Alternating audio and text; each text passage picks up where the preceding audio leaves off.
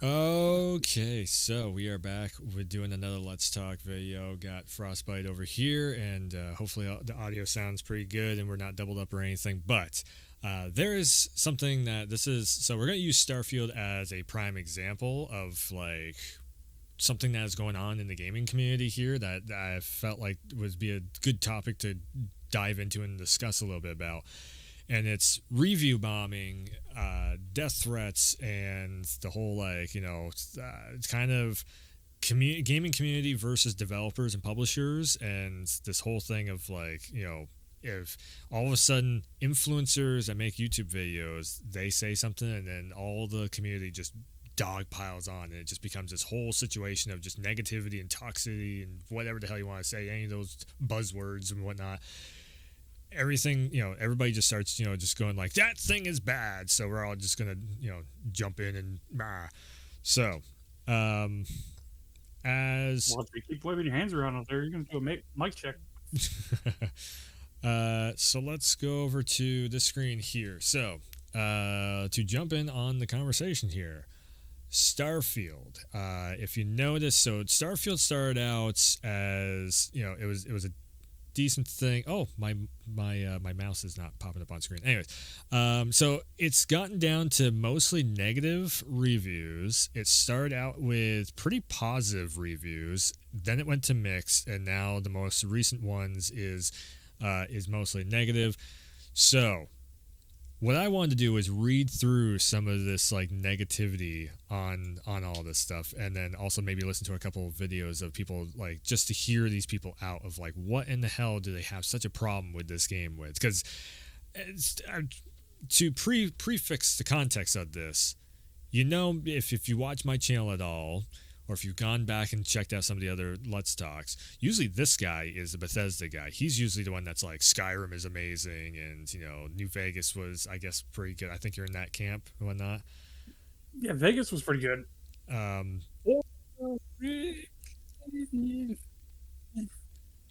so I didn't mind 4. I thought 4 was all right. New Vegas didn't really like it. Didn't It's nothing. Everything was just robots. You're just talking to the whole time. I'm like, whatever. There's no characters that I'm really like just like invested in. Like, okay, this is a cool character. Let's get to know him. Let's do some quests for him and all that. Skyrim, for some reason, I've played Skyrim 3 or 4 times over again. Everybody loves Skyrim. It's like one of the most beloved fucking games out there by Bethesda, and I'm just like, I'd kind of just rather have a fucking Game of Thrones, like an actual Game of Thrones game, instead of some rip-off Game of Thrones stuff. So when Starfield came out, you remember, I was the first time I saw that trailer, I was just like, we'll see. We'll see how it is. We'll see what the hell happens with it. I went into it very low expectations. I let the game build me up as I went on. I now have something like fucking like Starfield was, I do believe, my most played game on Xbox platform for the year 2023. It's hundreds of hours. I think I put something like 200-300 hours in the damn thing or something like that. It was like between the shipbuilding, the running through the missions, I did put like probably an extra 10 to 15 to maybe even 20 hours just trying to make this last video that I'm making around it and everything. So to get in, see, there's most of your time right there was the shipbuilding. Yeah. I mean, making my character took about 20-30 minutes. The shipbuilding was literally like a 3-hour stream. 3 hours of a stream I spent just building a damn ship. Running around the different planets and everything that with all these with all the not HQs but the buildings and everything that you're running through and all that stuff. Mm-hmm. I didn't mind it. Like, this was the first Bethesda game where I'm like, I'm actually into this. Damn. And I think a big part of it is because my favorite thing is Mass Effect, and essentially Starfield is just. I would still put Mass Effect above Starfield, but Starfield is essentially trying to just be Mass Effect. It's Bethesda's Mass Effect. So the reviews. This is the reason why I wanted to. I started off on a positive note here. So. Is an absolutely flawless game? Perhaps not. There are still the old Bethesda bugs that come from them using the creation engine, which I agree, sure. But that's bound to happen at this point with any of the releases. The story could use some work. thought the story was all right. Is it groundbreaking? No, but it's it holds its own, and also just the customization you can do to the story I thought was pretty decent. I personally don't care for how they handle the ending. Sure, that's easy. Did you ever finish the game? No, typical me with these wide open world games like this. It takes me forever to get around to I can't remember. getting back into the main story because I get sidetracked doing. I don't know if you're ever going to go back and It. finish the end. Like, do you want to know what the ending is while we're going into? I didn't even think about that. Um, I heard something like you beat the big bad and then you reset the world. Basically, you go in, so you turn into Stardust. Basically, become a Starborn, the one that you fight. I'm pretty sure you probably got up to the Starborn, that first, like, some weird ass alien looking spaceship. It flies up and they're all like, "I am a Starborn, asshole. I need the pieces or whatever." I don't even think I got all the pieces together. So basically, that is the game. Pretty much, you're getting all those pieces together. That unlocks an ultimate power of becoming a Starborn, and the Starborn are multiverse type of, like Mortal Kombat and Starfield are in the exact same field of storyline stuff going on with its things, because basically you become Starborn, and so there's an infinite amount of universes, which makes it so the new game plus is basically you take all your knowledge and everything. You lose your ship, you lose all your stuff in your inventory and everything, but you keep all of your knowledge and your upgrades, and you go zoop over to an alternate universe, and then you start talking with all the characters again. Which that's something I'd like to get into, but a little bit afterwards. But didn't like how they handled the ending. Let me bring this screen back up. Although it's quite creative, yes, because the new game plus on this, I think the ending is just as bad as Mass Effect 3's ending, where it's like it kind of just takes away all control of what you've had full control over this story mode, and then all of a sudden Mass Effect 3 and this ending does the same thing, where it's just like, we're just going to take all that control away from you and essentially make you have to go with our ending, pretty much. But the new game plus is you go into a bubble orb, go into the alternate universe, and then you can and then it's just up to you how you interact with everyone. You can tell everyone about the Starborn. You can keep everything a secret, or you can give them bits and pieces of information and then use them, like all the history in the back, because you know how to talk to them now, and you have all that history and backlog with these characters. You can use that to your advantage, either use them or just totally become friends with whoever you want to, and build up your crew and all that stuff. So it's totally a open-ended thing like that. So let's go into one of the negative ones. The first top one in the past 30 days, a big cup of mediocrity. Why is this a negative review? If this game was made by an indie studio with very limited resources and few years, I would leave a positive review. This one gets juicy. This was the one that sparked this idea for this video.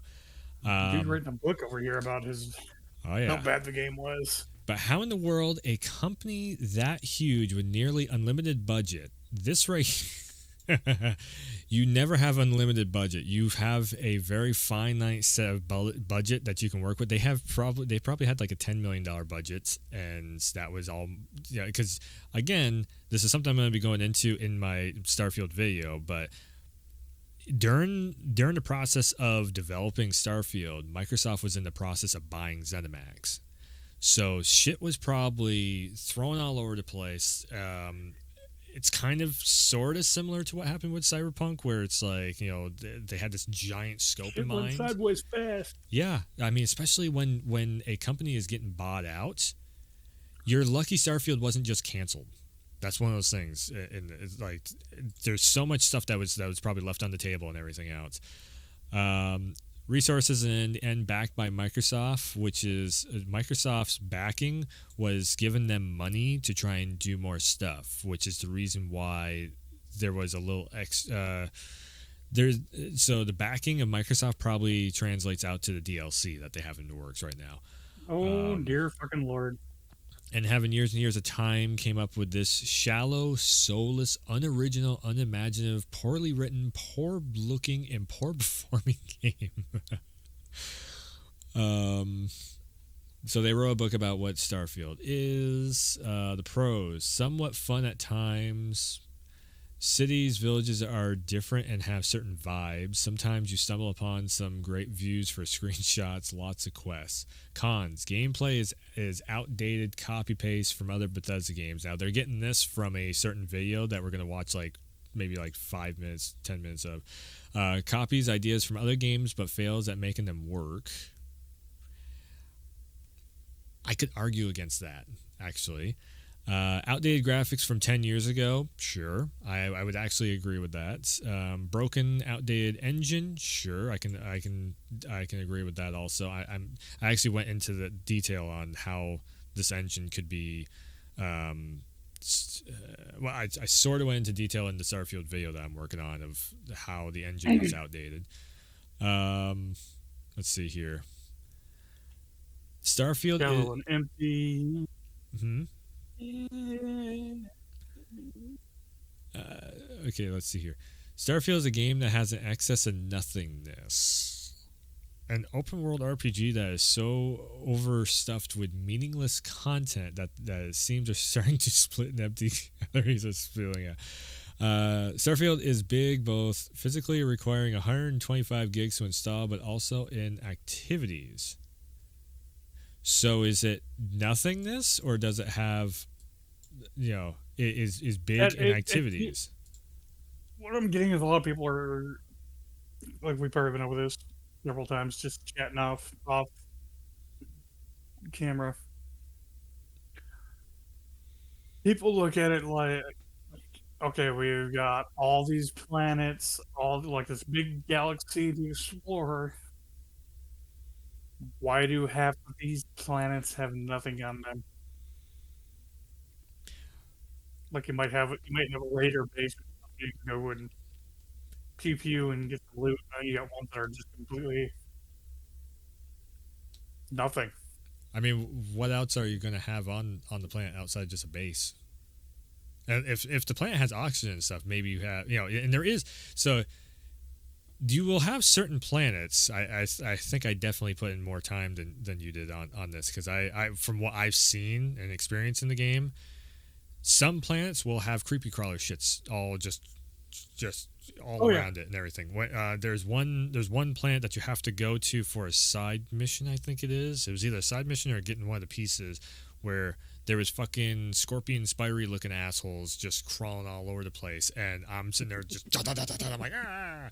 And then what you end up doing is you run into this dude that's just laying there kind of bleeding out. You patch him up, and then he's like, yeah, I got separated from my ship. So then you have to take him all the way over to his ship, and then his ship is literally just sitting there. He jumps up in the back of it, and he's all like, hey, thanks for helping me out, and da-da-da-da, and all that stuff. He takes off.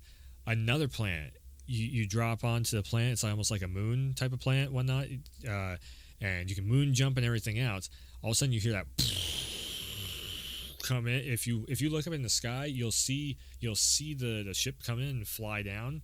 If you run over there, and it's like the Crimson Fleet or whatever, you can run over there, kill the Crimson Fleet. And if you have your leveling up enough, you can steal that ship that just flew in. Yeah, that's what I thought was always unique. That was something that it's like No Man's Sky didn't have. Like, these people come down and land, and you can be like, "Oh, hey, how's it going? Can I buy your ship? You want to buy my shit? Hey, what do you got to sell?"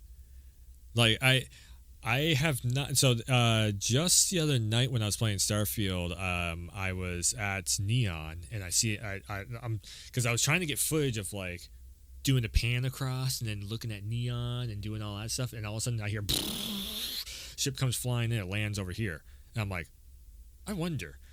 I run over there and I tried to like find the person to buy the ship off him or something, No Man's Sky style. And I couldn't find the person, but I could run up into the ship if I had the level for it, because it was like you don't have enough level to run up in the ship and everything. So it's either I could have bought it or I could have just stole it. I don't know, but you also got to think too. Out in I mean, the person might have been up there in the cockpit, and if you went in there, they'd be like, "Oh, who the fuck are you?" Pew, pew, pew. Exactly. It could be just a whole shootout and happens. Then you get a space police on you. Well, the rule of Neon, it's just like, winner takes all, kind of. Like, I think that's the way. Oh, okay. Unless the security force comes out and they're just like, what's going on, or whatever. Who knows? I think that's how it works. I mean, I did work for the big corporation out there. Oh, I okay. ran through that storyline. That was fun. Hmm. Yeah, I As a did the corporate espionage. I did the nightclub thing, and I was just like, okay, I'm just gonna keep going to the main story mission because I didn't want anything spoiled, but there's nothing really to spoil. Also, kinda, there's no major plot twist. Um, let's see here. We've been hearing for years that Starfield is Bethesda's passion project, a game that they've been wanting to make even before Morrowind came out. If this game is Bethesda's passion project, then they've lost their Really? passion. Before Morrowind. Plenty of That's reviews. I know, right? that's that's ancient. Plenty of reviewers are dragging Starfield for its technical issues. While it's true Bethesda should not get a free pass on that stuff just because they're Bethesda, I was prepared to accept a certain level of jank if it meant experience in an inspired world. What really kills this game is that setting itself is deeply, relentlessly boring. It's a haphazard collage of space frontier tropes, and you know what? That could have been fine. Tropes can be effective, create vision, but here, there's no greater vision. There is nothing. I mean, nothing to this setting beyond the tropes that serve as its foundation. I guess constellation is just a trope, and that's whatever. Mm-hmm. I guess neon is just a. So Oh, basically, Mass Effect is just a trope. another fucking book.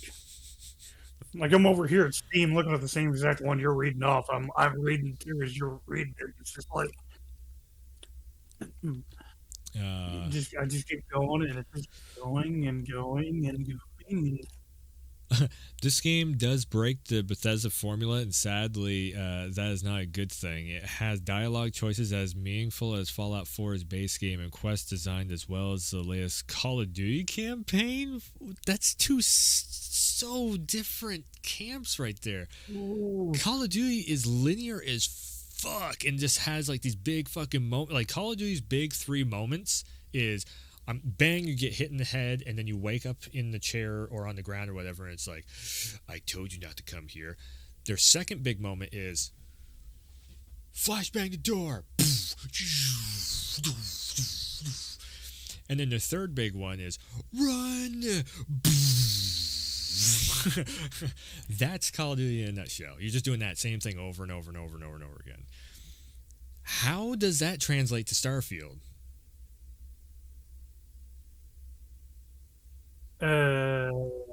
This is what I mean by people have no idea what the fuck they're talking about on game design half the time. They're looking at stuff and it's just like, I'm starting to think some of how? these people who play the damn game, they just kind of like read other people's bad reviews and base their bad review off what they have to say.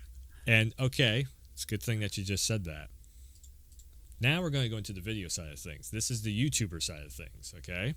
So this is the sheep kind of like the reviews. This is the reason why I always say don't check reviews. Never check a review. This is the reason why, because they will be influenced by everyone else that are making the videos. So I've actually not seen half of these videos, but let's Where was see. the guy? Are you over there? Oh my god. Did I not explore the other thing? Ah! Chat, is there a... See, like, in Fallout, like, if you have to run for literally, like, 3 to 4 minutes, like, there'd be, like, a weird little, like, rad roach over here, and then over here there's, like, a baby in the trash, but it's actually a grenade, and then, like, you're listening to, like, the cool radio or something.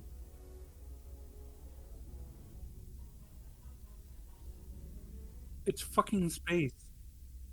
What radio?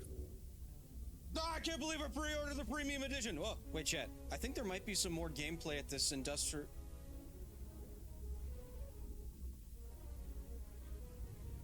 It's because of the planet he's on. Jeez. Mm-hmm. Oh, cool. There's nothing here. So literally what they did was what the person selected the one barren fucking planet and was like, this is the example for all the planets in the whole game. That's essentially what he's doing. Because again, the stuff that I just explained that happened in my playthrough, he's not showing there. Yeah, I mean, did you ever go outside? What was it, New Atlantis? Oh yeah, there's shit all over the place that will eat Oh, you. oh yeah, it's like these giant ass fucking dinosaur looking motherfuckers, like Jurassic Park out there. Like I went just outside of New Atlantis to build because Earth, like remember I was sitting there saying in my playthrough I built the thing on Earth and there was just nothing there. So I was just like, you know what, I'm just gonna go just outside of New Atlantis and I'm gonna drop there because I have all these shops and everything just on the other side of that wall. And I'm like, okay, I'll just drop out on the outside, just set up like a little camp outside of the fucking city, and then I can do like water trade or something like that. I was trying to set up a way of farming a little bit of cash and everything so I could build a bigger ship. So what I did was I set up camp there. I had to kill like fucking like 4 birds that were trying to attack my ass. I had to kill another fucking like iguana looking fucking thing over here. I was like da da da da da da, fucking wipe everything out, and then I finally plied down my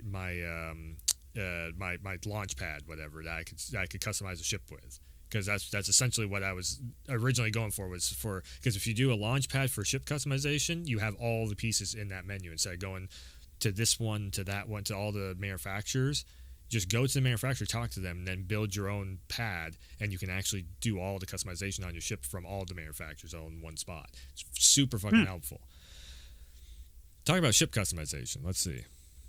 One thing Well, that I think I was gonna go back to so content real quick, but absolute. go ahead. Oh yeah, what? Because you're talking about this guy with a fucking the barren ass planet, and then this game has no content. My ass, you were over there talking about, what was it? Are you? There we go. You were over there talking about it's like Russians on the moon. Oh yeah. You go up on the moon, and there's like an American Russian base up there where it's like one guy sounds like fucking Joe Biden up there, fucking, I've been up here for 20 million years or whatever, and it's just like, I forgot to go back up there actually. It's kind of think about, you just remind me of that. Now I really want to load up Starfield and be like, what the hell is up with this base up here? Every time you go into another base, also, you'll see fucking dead bodies. There's a story being told in there of like, oh, this was a outpost for some civilians over here, or a science crew, or some, they're researching some fucking new stuff or whatever. Like again, this right here is so selective on what the hell this guy is showing. But it's Hell, there's even shit that goes on in space. You can be floating around and just feel like 80,000 space thumbs up. grandma, and you go get a free meal. I guarantee you also, if I click on Like this literally, that guy's, fucking happens. I don't know if you ever ran into her. guy's got 46,000 subscribers. The reason why I go into subscriber count is not like to be like, oh, he has subscribers. It is the fact that if somebody has a big subscriber count like that, people are easily fucking influenced, and they will go, that guy knows what he's talking about because he has a big number on it. This is the reason why I never want to turn into an influencer. I don't mind building up the subscriber count, but this is why I want to call this stuff out. Co has millions of fucking subscribers.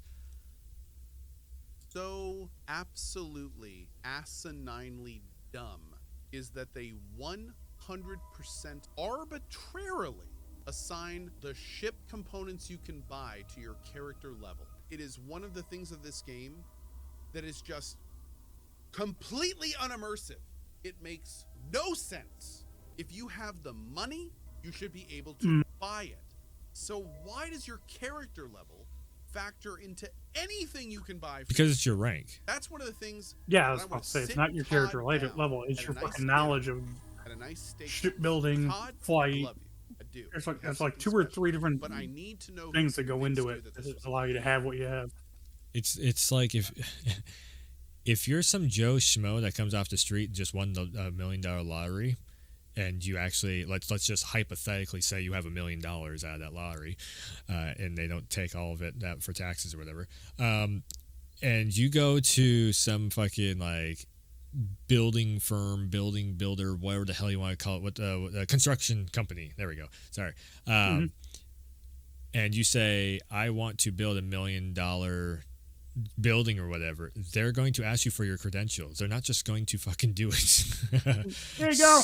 Go ahead. Exactly. So your rank, of course, is going to matter if you're trying to, if the immersion of you walking into a place to try and buy a ship. Well, first they're going to try and sell you a ship, If this is, and this is actually something immersive that does happen in the game too. The first thing that they go is, hey, we have all these ships for sale and everything. It's like, wait. I got a boat sitting out there. I want to buy some new materials for it. Now I get where Co is coming from on the fact of like, yes, I am a streamer and I don't have all the time in the world to be doing this. The next game's coming out. I was there too. I'm like, man, just let me do the thing. But I just got another tier of unlocks for the shipbuilder the last time I was playing, and that's one thing in the back of my mind of like, I could spend another hour or two customizing my ship now to see what else I could throw onto there and everything. It's the video game logic of the thing, to keep you reeled into doing more. Now, this is a lot of people love Asmongold. He has I think he has 5-6 million fucking subscribers. I played Cyberpunk recently, and it was actually it's really fucking good. I remember whenever it came out, it was such a piece of shit. It was a joke. Recently, they came out with an update, and there's the DLC, and it was insanely fucking good. Because especially I had just finished Starfield at the time, and that game had a ship. Really wiped it all out, rebuilt it from the ground up. Oh yeah, rebuild the ship. Trying to make something that could haul cargo. Yeah. Defend itself, and move decent. I ended up making a flying brick. I mean, that was one that turned like a space brick. Oh, I can't bring it up on that. I mean, I have the video piece where it's like I still have a 3-hour stream of just tinkering with the parts, figuring out what works and everything, building the Normandy, building the multi-deck ship that fucking has all these crew quarters and everything else, and I was having a blast doing that. I don't think it was so much fun to watch, but I don't have Game Pass anymore, so I can't pull it up and screenshot you over a picture of my brick. Let's see here. It's crazy. The narrative has shifted so much. I mean, one of the top votes on the Starfield Steam community board. Did Todd Howard realize that the game is bad? I think he realized in 2021 or 22, but there was no way out. Thus, he created the Starfield Direct to show us that he is not the only one responsible for this disaster. Am I right? Can you imagine if that's what it was? He was like, oh God, this is not coming together. So he decides to go off and make this video being like, see, it's a collaborative effort. Everyone's responsible. I don't know. I don't think that's what it was. Mm-hmm. Again, we're all bashing Starfield as if it's a 2 out of 10. It's not. Starfield is a solid, I think, 7 out of 10. For me, the longer I played it, the worse it got. So it probably started at 8 out of 10. And after however many hours, it whittled down and became more a 7. But there's still a lot of good stuff there. I just think the promise of 1,000 planets and hundreds and hundreds and hundreds of hours of gameplay was overstated, to say the very least. But after 25, 30 hours, I think you're probably having a good time. But when people try to play it as though they were playing Fallout 4 or Skyrim, they end up hating it because it's not that kind of game. It's crazy It just feels like the Bethesda fan base is so locked into either medieval times or post-apocalyptic they don't know what to do with space travel. Yeah, I really think it's the fan base having the problem with it. It's not actually Bethesda here because they're so fucking just Skyrim is gold 10 out of 10 amazing. I'm coming in from I don't care about medieval stuff, so that's one big ass map with several mini maps for the dungeons. This is one I hate to use No Man's Sky as an example, but this is No Man's Sky with Skyrim kind of Fallout kind of shit going on. You got your different factions. You got the big bad that's trying to fucking wipe everything out. So the way I explain, if I was to explain, somebody was came in the stream or something in the chat and they were like, Wolf, explain to me what the hell is Starfield. I just what the hell is this? I would probably, in all honesty, I would probably say, have you played Mass Effect? Okay, so you played Mass Effect, you maybe liked the trilogy or something, or maybe you played Mass Effect but you thought it was too linear. then go and check out Skyrim. Or Starfield, sorry. Go check out Starfield. Skyrim, yeah! Because... Space Skyrim! God damn it. But go check out Starfield, because Starfield... We got Vikings on the moon. Starfield it's Mass Effect, but trade out the linear storytelling of Mass Effect, because Mass Effect it's pushing you on. You can your customization Mass Effect is not the story as much as it is who you are trying to be of a good guy or bad guy, because it came out back in the day when that's all they could do with the game engine. The karma system. Exactly. Like Mass Effect was the one that pretty much like put that shit on the map, and then Dragon Age did it kind of like Dragon Age did it before, but that's why I'm saying it put it on the map, because everybody's like, oh, okay, this, because not everybody was into Dragon Age because it's medieval, but Mass Effect, it was like, oh, it's a space drama thing, cool, well, check it out. Star Trek, Star Wars, but this is you can be your own captain, cool. So that's like, I would say Starfield is basically Mass Effect, but straight out the linear for more open-ended storytelling. You can do and say and be whoever you want to in Starfield. So that's where I would put Starfield at. So this we'll watch it just a little Starfield bit. has been a fascinating game to cover in 2023 because a lot of people waited for this game with bated breath after Bethesda disappointed many with Fallout 76, this online experience that did not launch well at all, and took a while before it became again. I guess you couldn't pay me to get back into that game. Be a viable product. There are a lot of people still engaged. It is interesting though, because they've actually added NPCs and shit in there. But I think I would probably jump into GTA Online before I jump into Fallout 76 again. After just checking out what online is doing, I'm like, that's actually kind of cool. It's like, I'd rather try to be like a drug runner or run my own fucking company and GTA Online in a public lobby than fucking. Like, and that's the coolest part too, is like in the public lobby, I'm pretty sure if you put on passive mode, I think you can get away with doing it without having people messing with you now, because they just can't. Like all your like you can't. No, you can have passive mode on when you do that shit. I don't know. I would. It'd be interesting to check it out. I'd probably check it out off stream, to vet it just to see. But with that game, but it's certainly not seen as among Bethesda's best. And then before that was Fallout 4, which was something that people had fun with. But Skyrim, I think people still see as the last time Bethesda delivered something truly exceptional that everyone was on board for. And so there was a lot riding on Starfield for it to deliver, especially with its ambition as this space exploration game that delivered infinite possibilities when it comes to that Bethesda sense of exploration and discovery, only to discover that the space aspect hampered the experience, just made the game feel weirdly small, even though it is technically the biggest game we've seen from Bethesda. And so that was a big aspect among many other reasons for why the Metascore here is just lower. Like we played than different games. Skyrim's 96% universal acclaim, or even Fallout 4's still favorable 87%. And then you look at the Steam data here, Steam charts. You can see that while there's still a decent amount of players engaging with Starfield, the player base is significantly lower than the much older Skyrim, and even Fallout 4 seems to have a higher. Okay, now show me the Xbox data where people are playing out for Game Pass. Because it was for fucking $10 you get to play for free. Exactly. I mean, so a lot of the people on the Xbox are like, yeah, good reviews, great game, fucking yeah. It's like everybody over on Steam and shit, they paid like $60-$70 for the game, and they're just like, there you go. That's it.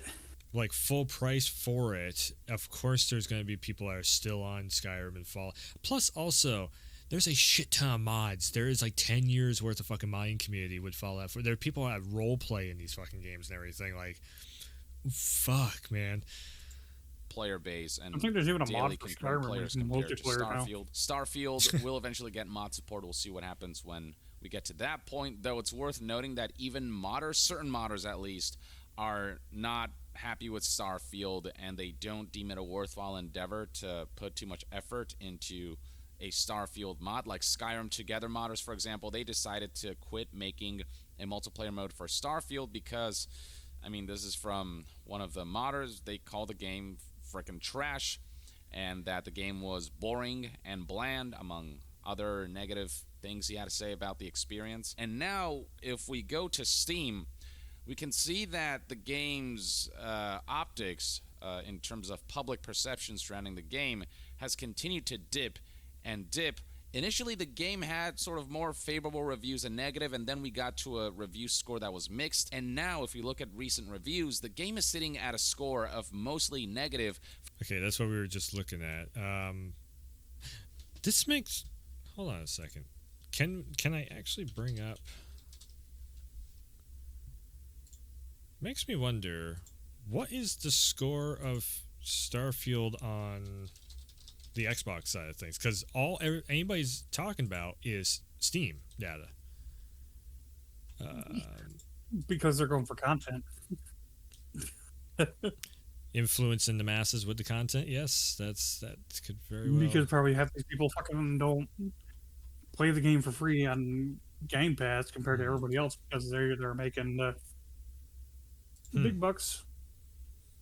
This was... Now, I'm sure some people would there and do anything. A lot of these companies are like, here you go, have a pass. Here you go, have a pass. Have a free copy of the game. It sounds like a match made in heaven, as that concept has been the ultimate goal for many others. Again, it just seems like we're playing different games. Your Star Citizens, Elite Dangerouses, EVE Onlines, and many others. From here on out, I'm just going to call this vaguely defined genre of large, open-ended space adventure games the big space game. Technically, many of them are classified as space sims. However, Starfield defenders have been using the fact that Starfield isn't technically a space sim as a means of deflecting criticism and comparisons to other space sim games. Despite Starfield heavily from the genre, and COD himself citing many of them as inspirations for Starfield. So let's sidestep the definition issue by using a different label altogether. I don't think the big space game genre has been saturated, or really has even had its true touchstone game yet. I also think there's a place for a big space game that's less simulation and more action-adventure RPG. I just don't think Bethesda was up to the task they'd underestimated, as Starfield reflects a lack of understanding of genre and an inability to think beyond the type of game they've been making for 2 decades. But it is the same game that they've been making for 2 decades. What? You saw what I just saw there, right? Another barren ass planet, and they're running off to some building in the distance. Yeah. But again, they're cherry picking the planets that they're on, for sure. Genre and an inability. Because then people are going to go watch this video and be like, "Oh, that's all this fucking is." Mm-hmm. Especially when they throw it in the first 2 minutes of the video, because that people only watch like 10 minutes of a video and then they click the fuck off. Unless you're really doing something. One of the many challenges in game I might have design to go drop $10 and fucking satisfactorily work on a video why for this limitations exist beyond just we don't have the tearing tech apart and everybody's negative manpower to make a reviews. game that big. When you're dealing with something that's, in terms of human scale, nearly infinite, and in terms of modern sensibilities, pure magic, you got a recipe for a lot of headaches as a developer. This is where the scope of a project really comes into play. Scope needs to be defined by the vision for the project. What is this game supposed to be, and what sort of experience is the player supposed to have? Ultimately, I think Bethesda failed to adequately answer either of these questions for themselves when making Starfield, and that's because the answers were either antithetical to the genre and type of game they wanted to make, or weren't in line with what they were used to doing, or they simply lacked the creativity and skill needed to pull them off. The fact that we got... My big question is, as a Mass Effect fan, where the scope of the game is literally the eradication of every known species in the universe by the Reapers, where there is a very dead set focus on, like, the Reapers are coming, we're all going to die, we all have to work together to form up a big enough force to end up taking on the Reapers to destroy them before they destroy us and harvest us for another cycle of everything happening. What's the main focus of Skyrim?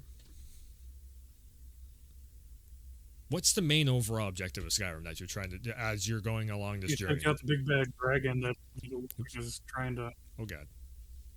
There we go. Do a bad thing. There's one because I I literally can't remember the plot line to Skyrim. So Dragon came in and is trying to destroy the world or something, basically. I think so. Okay, and then Fallout 4 is your overall goal is to go find your son and see what the hell your son is up to. I'm father looking for a son. You're looking for your son, and then there's a big fucking fallout between like the paladins and the. But that's the Brotherhood of Steel and the fucking. Technically, that's like the end game plot twist. So like you only get into that plot twist within the last like what hour, 2 hours maybe. So your overall of the whole game is just like I'm just trying to find my son, and then you keep hearing like, well, there's this person over here, there's a person over there, there's a person over here, person over there, and you're just running. No, it's not a person over here, a person over there. It's the. There's another settlement over here that needs your assistance. I'm working on your map. Essentially, that's what Bethesda makes. That's what Skyrim is. So all this like dialogue that's sitting there saying like Bethesda was out of their limit. No, this is what they've been making for 30 some odd fucking years now. Starfield is exactly what the fuck they make. It's your guys don't know how to wrap your head around. Skyrim had a big ass fucking civil war between the the Greybeards and the Stormcloaks. I mean, what happened? Yeah. Starfield, you had a big ass space battle between Space Force and the Crimson Raiders. Yeah. Yes. You get to choose your side. There was what the fuck was the faction called before that though? It was like the UNC or something like that was the one before that because they're basically the ones that didn't want to join the UNC, I think it's called, or UC or whatever. United Colonies. Like a special division. Basically, the ones that wanted to become pirates became the Red Raider assholes. They're the Red Fleet. Oh, the Crimson Raider. Yes. And so it was the UC versus kind of the Valrune, the Andazra there that you have on your ship. She is part of that original. So because everybody split off. It's just one human race, and then they all split into different factions and whatnot. But again, like the big thing of Starfield, so similar to how Skyrim is doing. Everybody wants to bring up Skyrim. Well, okay, that's one big bad, dragon. You're getting together, your companions and whatever to take down the dragon. In Starfield, you're getting your ship crew together to try and take down the Starborn. In doing so, the Starborn does something that makes you want to get a little bit of revenge. Literally hours before, something happens where you're like, what the fuck? Oh shit. And then you run up to the Starborn. I'm trying to be kind of not spoilery with it, but it makes you really want to think of how you want to handle the situation with the Starborn. And you could go either which way with the situation. Yes, with everything coming out and everything I got going on right now, I'm worried about a fucking spoiler. Okay, all right. I don't think I'm ever coming back. Okay. So basically, you take all the pieces, you run back to Constellation, you build the armory thing there. Trying to say that on fucking video. Oh my god, that was a hard ass word to say. So you build that thing. The Halo rings. Yes. Basically, it creates like a sphere thing there that can open up time and space, which ends up letting you get into the multiverse. Because it turns into a blob of whatever, and then in doing so, you get the attention of the Starborn, which is the original killer dude of the Starborn. That killer Starborn will come in and destroy Constellation. He'll kill one of your people because it's like, okay, do I want to run back to the Eye and save the waifu up there, or do I want to stay here and save your right hand man? So they make that decision. Oh, yeah. If you run to either which one of them, somebody's going to die in your crew. Either which way you go, somebody's going to die. It's basically a suicide mission almost in Mass Effect. Then, once you get back your crew, everybody's on the ship and everything, then you fly off and you go and fucking meet up with the Starborn. And then you have this giant shootout, which is basically the final boss fight with the Starborn. That like he is technically kind of like you, but fully kitted out because he's gone through multiverse after multiverse after multiverse, getting all this XP and everything. Then you end up going into like basically the abyss. Like you just kind of like teleport, and this is where the storyline totally kind of falls apart. It's not terrible, but it's like, okay, you got it's video game logic where all of a sudden you just warp speed into the abyss, which you end up talking to yourself, and then there's a bubble in front of you with the sphere where you can jump into the multiverse, or you can go back to your ship and then do all your side quests. So new game plus side quests, and 100% the game. That's where it kind of falls apart. Went more of a Mass Effect 3's ending right there in a nutshell. Also, from what you just explained to me, as I'm looking at, they should have went with more of a the one Jet Li, the one. God, it's been so long since I've seen that movie. Shit. Jet Li A's going through the multiverse and offing all the other Jet Li's to become more and more powerful. Each one he takes out, he becomes more powerful. Sure. So my thing. So Star-Lord, or whatever the hell he is, this infinite freaking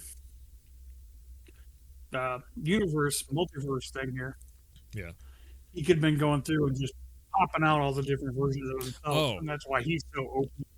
So one of the cool things with the encounter is there is also, so you have on the one side you'll have I forget what the hell they call him, but he's basically the leader of the good guys that want to police the power of the multiverse, and then you have the Starborn killer guy, which is he wants to take all the power for himself and he'll kill you to get it and all that. And this is classic Bethesda shit right here. Or you can keep all the power yourself, and you are the police of it. You are the one that's, it's like, okay. And either you can just wipe everyone out, or it's just like, no, I'm going to keep the power for myself. And then they both turn on you, though, if you do that, because that's what I did. I'm like, I will just keep it for myself. You guys keep fighting over it, and you keep fucking up the multiverse. I'm gonna police the multiverse. Basically, I turned into Liu Kang in Mortal Kombat 1, in essence. I want to stop this shit from fucking up, but everything gets fucked up. Yeah. Everybody gets butt hurt, but I'm going to stop the multiverse from getting screwed over. And then when you jump into it and you go into New Game Plus, like I said, then now you're in a whole other universe. But then you get to be, that's the same person that you were just hunting down. You become them. And I guess I didn't play too much more farther than that in the multiverse, in the New Game Plus. I mean, so I guess the Starborn is still alive, and then you're going to have a whole bunch of dialogue there. So the New Game Plus second run is like, it's super fucking cool. Well, of course, there's Starborn in the freaking universe, so there's more than one. Yeah. So it's super fucking cool of like what ends up going on. It's totally Bethesda fucking storytelling right there, which is something that Mass Effect did not get into. With Mass Effect, what you can easily see the inspiration there from Mass Effect 3 of like Shepard goes up and he either takes control of the Reapers, he destroys the Reapers, or he makes the Reapers help out everyone to build up civilization to even bigger. That's why Mass Effect 4 is like, what the fuck is Mass Effect 4 going to look like? Major spoiler alerts, but that's basically the gist of the ending. You don't actually have control over the ending in Mass Effect 3, which is why it was so controversial. With this ending, you kind of have way more control, even though it is kind of shitty that it's like my universe is just gone. So you're essentially killing your character, but you're also keeping your character alive to start up another run as that character. And yeah, so this is we'll go into one more video here. Bethesda gets super scummy about refunds, and then gets super scummy about pushing these. This guy. Why Bethesda's game design was outdated a decade ago. I have made not one, but 2 separate videos claiming that Blank's game design is outdated. And while I'm very proud of those videos, and I pretty confidently stand by those critiques, I wasn't planning on ever using the same outdated title again, because I just didn't want it to become this gross YouTuber-y series where I'm just the outdated guy. What is up, gamers? Welcome back to part 39 of Outdated Stuff. Today, we're going to be taking a look Welcome at to the influencer this culture. Expired banana on my counter. If that ain't outdated, then you better call the dog. For the hardworking individual devs that crunch 12-hour days to release AAA games on time that we all get to play. Thank you for making video games, everyone who makes video games. I can 100% agree with this. Here. So I promise I don't mean to be hyperbolic or dramatic just for the sake of it when I say I am truly baffled by Starfield. It is seriously shocking to see just how little this game attempts to improve or even successfully reuse the same formula and same Frankenstein game engine that Bethesda have been selling to their fans for well over a decade. I cannot understand how this is the space adventure Todd Howard has dreamt of making for 25 years and cooked in the oven for 8. But I wanted to try. I really wanted to understand. I wanted to love this troubled game so. Just flipping through different fucking scenes. To me, it meant giant worlds with total player freedom to do what they wanted to do. Don't like someone? Shoot them in the face. Want someone's stuff? Sneak behind their waist. Want to climb that mountain? Hump it on the face. Fallout 3 was my first Betty game after convincing my dad that, nah, dude, it's not violent at all. Yeah, I just don't care about you. But more often than not, your to-do list revolves around you killing people and things and spiders and ghouls, and there's usually not a whole lot of wiggle room around that part. A lot of the time, your choices are boiled down to, okay, so do you want to set them on fire first and then shoot them, or just do them raw? If you play Fallout New Vegas, made by Obsidian, those are some RPG-ass RPG choices. And again, we go back to the same argument themselves morally, ethically, whatever, in a given quest. But as much as I gush about New Vegas on this channel, there is something missing in this game when compared to Fallout 3. Atmosphere. I think Bethesda typically crushes that shit. Even though New Vegas is a much better game mechanically, I mean, it's a space game. There's not a lot of atmosphere out there. In space, no one can hear you scream. It's like, what? I will say, Mass Effect has way better atmosphere. I will agree. Like Mass Effect, when you go from the snow planet, everything feels like you're fucking snowed in. When you go to Ilium and all that shit, it's like a lot of the planets you don't need to wear your space helmet. Yeah. I mean, because they have atmosphere. Exactly. That joke ain't going away anytime soon. We're done. That's it. We're done. That's all. Oh, a book scream.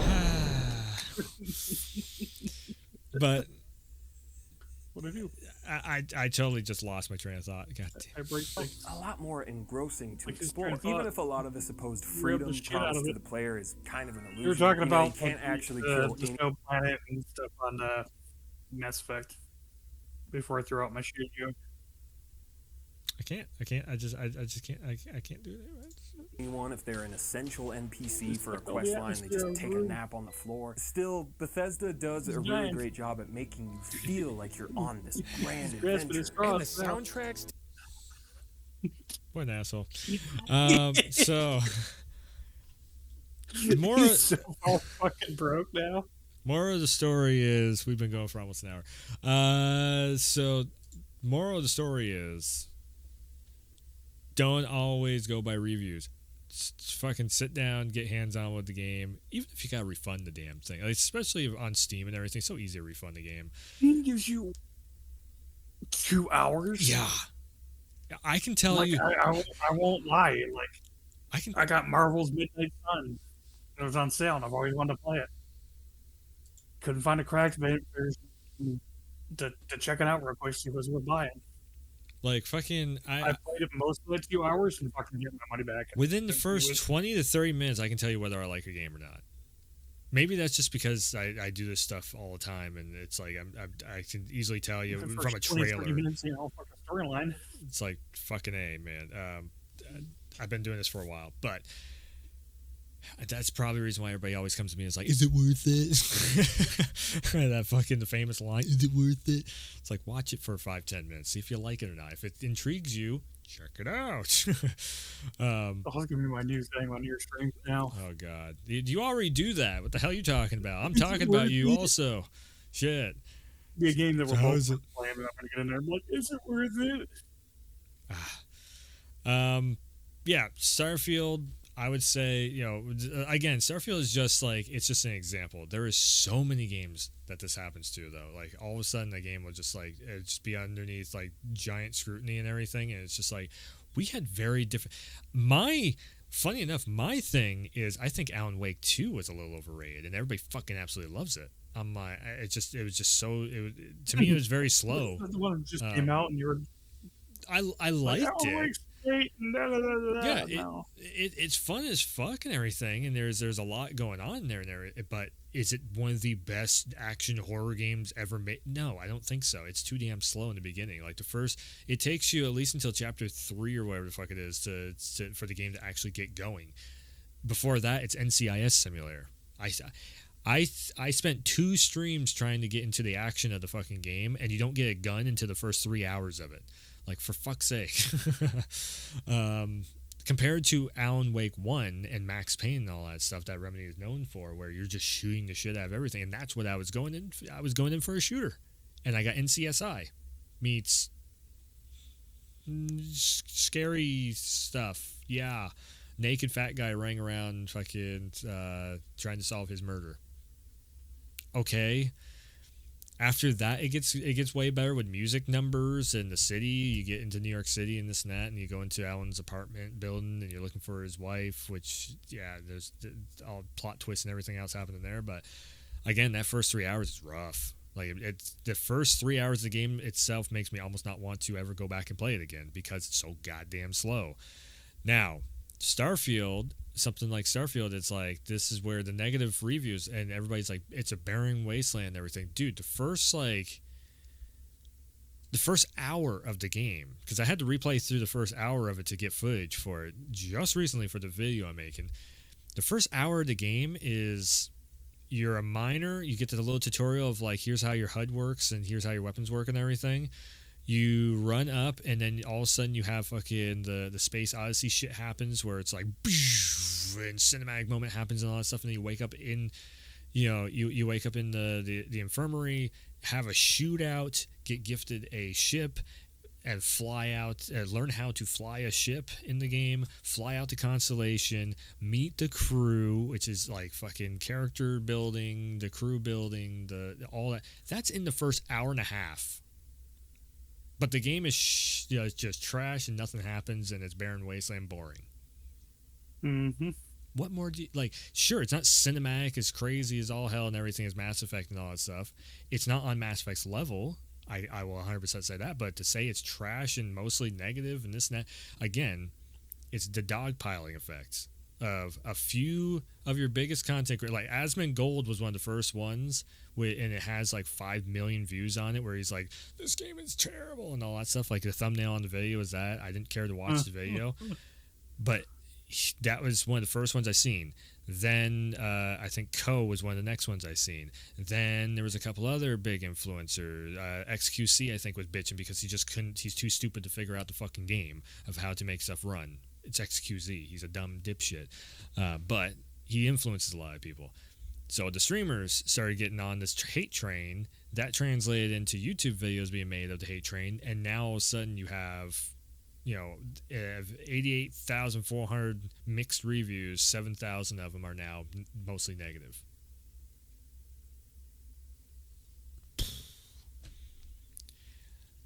Same thing really happened with Cyberpunk. Cyberpunk is a good call out on that too, because Cyberpunk on one way I could see why people, because PS4 and Xbox One and all that stuff, it wouldn't work on there, which they should. That I will 100% still agree. They should have scrapped it and just gone PS5, Xbox Series X with it, and PC.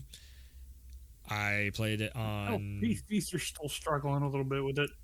If you set your settings the correct way, it was way better though, because I tried out the PC version. Let's say that, and it on my PC that was basically a PS4 Pro at the time. It was running. I could get it to run if I swapped around settings and everything, because it was a loading issue. That's all the whole thing was of water not loading in and everything. It was literally a RAM loading issue that they were trying to figure out. They were trying to push too much content in the city and level of detail into the RAM, and there was not enough room there, so stuff was getting lost in transit. there was data packet loss. As soon as they figured that out, boom, the game worked just fine. And then all of a sudden, everybody's just like, "What? This game is so fucking trash." Blah blah blah blah blah blah blah. Again, it's that first week though. Launch night, you better have your game run. First 3 days, your game better be fucking run. After 5-6 days, people stop giving a shit because it's either they've given up on it or they're playing it themselves. This is the reason why, again, people don't care to watch streams anymore, because after the first launch night, they don't give a shit to watch you. They're doing it themselves. Which, again, I see where they're coming from. I don't want spoilers either. I usually don't watch storyline games either. I stream them anyways myself. So I think that's one of that's one of the biggest things about this video is like the point of the video is don't be so fucking influenced by reviews. Don't be so influenced by especially review videos that they're just trying to get your fucking clicks off from. Whether it's a social media video, whether it's a YouTube video, whether it's a fucking Kick stream, a Twitch stream, something, any of that stuff. Basically, until you get hands-on with the game yourself, you don't know shit about the game. And I think that's the way people should be starting to look at gaming instead of being like, well, my favorite reviewer said it was trash. But do you say it's trash? What is your thought on it? Not what your favorite fucking influencer says, but what is your thought? Use your brain to come up with an opinion yourself. And this is one of, again, you can't do that unless you get hands-on with the fucking product to be like, okay, well, I have to spend $60-$70 on the product. There's always a refund option. Or at least don't watch just a review of somebody of 5 minutes of a review and be like, that game is trash. At least watch like unedited, uncut gameplay. This is the reason why I've always said streams are a very important part of the gaming industry. Unfortunately, they're going away because nobody gives a shit to watch them. 5-10 minutes of a stream just to check out, see if the game is cool or not. Uncut, uncensored, done. But again, we're moving, and this is one of the worst parts of the gaming community. We're moving into this era where just everything gets shit on. And we've had it before. This is not the first time I've been saying this about the gaming community. But this is like people understand how much power they have, and literally there is studios that can be bankrupt because people jump on board, especially with all this TikTok shit and everything too. Like there's a lot of people on the shorts and everything, and they'll see one little short video on something, and that's it. That's the gospel. Like that's all they go by. So, yeah. Gonna try and wrap up here. Is anything else to add in? Not really. I mean, I'm pretty much. I started getting on the boat with you. It's like, don't.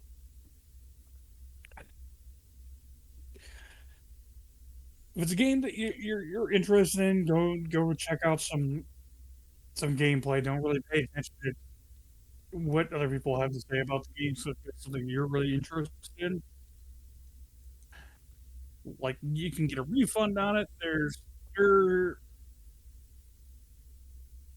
ways to check it out. Try before you buy. Without paying money for it and have to feel guilty because you didn't like the game. You're getting a refund on it. I mean, even something like Starfield on Game Pass.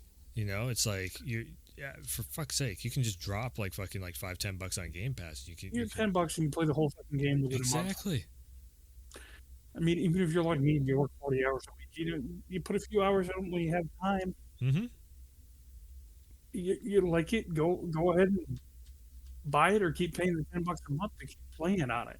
I mean, also it's like to just try it, and that's one of those things. Is like even if you get Game Pass, you're still not at a loss because there is other stuff on there that maybe you might actually end up liking too. Like Valheim, I didn't think Valheim I was gonna even, me, I don't like those games. It became my second most played game of 2023 on Xbox platform. I'm like, okay, sure, fine. I'm building houses and shit and fucking building. It's like, building. 3 hours later, house. Yeah. Now what do I do? Oh, now there's a thing. Farm material for 6 hours. Now I gotta run and fucking and get my ass beat by this wolf over there. It's like, oh great, yeah, it is. And then the forest is twinkling or whatever, and they come and fucking beat your ass down like 50 times over, and then destroy half your house, and you gotta rebuild the house back up again. That's like what this thing's called. when I watched Valheim, and this is the reason why I say try like hell to get hands on again, because when I watched Valheim, I was just like, I don't care. When I finally got hands on with it, that's when it clicked. Same thing with Dark Souls games too. Like I said, yeah. Like I didn't like Souls games at all, and then I got hands on with Neo, and I was like, oh, this is actually kind of fun. Souls like games are almost like being a sadist. You enjoy the pain and frustration. Yeah. Of course. Is it another one too? A lot of people, they'll be like, I don't like Grand Theft Auto, and then they try it and they're like, oh, I see why people like this. Red Dead was another one too. Like there's a lot of people when it first came out, everybody was on the hate train of like, it's too realistic, the controls are like shit, you have to take care of a horse, why is this here, why, like fucking blah, blah, blah, blah, blah, blah. Oh my god, it takes you so long to get from point A to point B and all that stuff, and then I think it took about like the first like 6 months, and people started actually getting hands on with it because they were like, well, everybody keeps talking about the damn game. I'm gonna finally check it out. In real life, if you're going from freaking what is it? Freaking. Well, the argument was it's too much like a simulator. It's too much like a cowboy simulator. From Tennessee down to freaking Louisiana, you're gonna be able to hop on a horse and ride down there in like 20 minutes. I thought it was badass. What taking care of a horse and all that's like, it is, you are a cowboy in that fucking thing. You take care of your horse, and you're going out hunting, selling the pelts and all that. You want to fucking enjoyed more a bear hat or whatever. You go out and kill the damn bear. You got to track the bear down, kill the bear, and fucking take it over to take the skins over to the merchant dude, and you have a big ass hat now. It's like cool. I think I enjoyed way more the hunting and fishing stuff in that game than I did. I mean, a great story. Yeah. It felt like a drug on there at the end, but that's me. I like the plot twist, but I also knew. So I had played Red Dead 1 before, so I knew where that story was going. And I only made it down to Mexico. It's like when you even just the beginning of it, you know where Red Dead 2 is going. It's like going into Marston with his homestead and his family getting taken by the police and all that, and then forced into hunting down everybody and all that. Like you know it's going towards that situation, but how the fuck does it get to that area? And that's where it's like, oh, let's go one more mission. Let's now we got decisions to make with multiple endings and everything. Oh fuck, Arthur. Oh no, not Arthur. Oh shit, he's cool as shit and everything. And then it leads into you playing as John once again. It's just like, again, like people, there was negative reviews on Red Dead 2. Now it's one of the most positive reviewed fucking game Rockstar has put out there, besides GTA 6 that is the most anticipated. So yeah, it's again, like I said, it's just until you get hands on with something, you don't know what the hell the game is actually like. Because there's and then there's big games that you can look at and you're just feeling like, I mean, Baldur's Gate 3 is like a prime example. Like, that is not my game. Everybody, it's game of the year. Everybody fucking loves that game. When I look at a top-down game like that, I'm like, I don't give a shit. That's the least amount of a game I want. I got hands-on with it. Okay, there's a lot of story to the line telling going on here and everything. Baldur's Gate, kinda is it. Sort of opened me up to D&D stuff, because I really didn't give a shit about D&D either, like tabletop games. I'm just like, watching Critical Role. Exactly, and that's where it led me into getting more and more into Critical Role, and that's leading me more into Baldur's Gate now. And it's just like, but the big thing is I got hands on with Baldur's Gate, and I'm like, oh, this is all I can make this into like Dragon Age, so it's not top down. I can zoom the camera and make it like Dragon Age. Cool. I can now tell a giant story and everything else.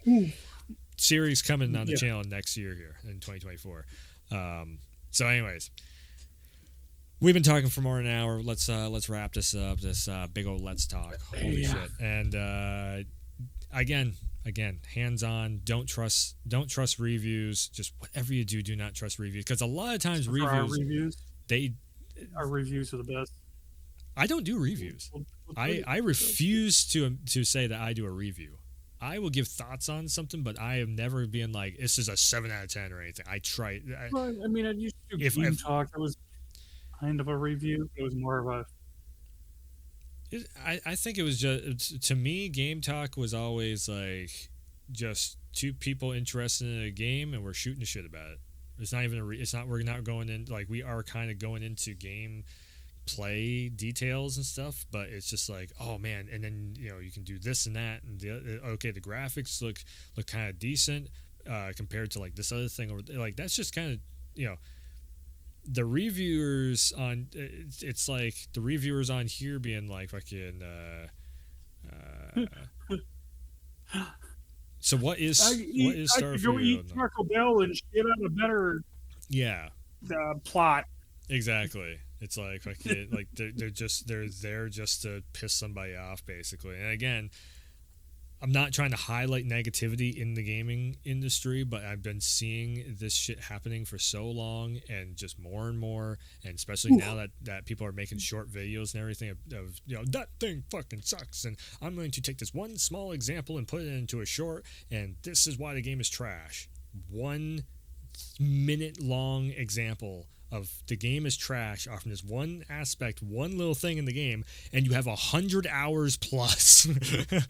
It's like 1 minute you're going to tell everybody the game is shit in, though, for a 1 hour or a 100 hour plus game. Just mind blown. Makes no fucking sense. So yeah. Anyways, we'll wrap it up here. So go check out Beard Arsenal.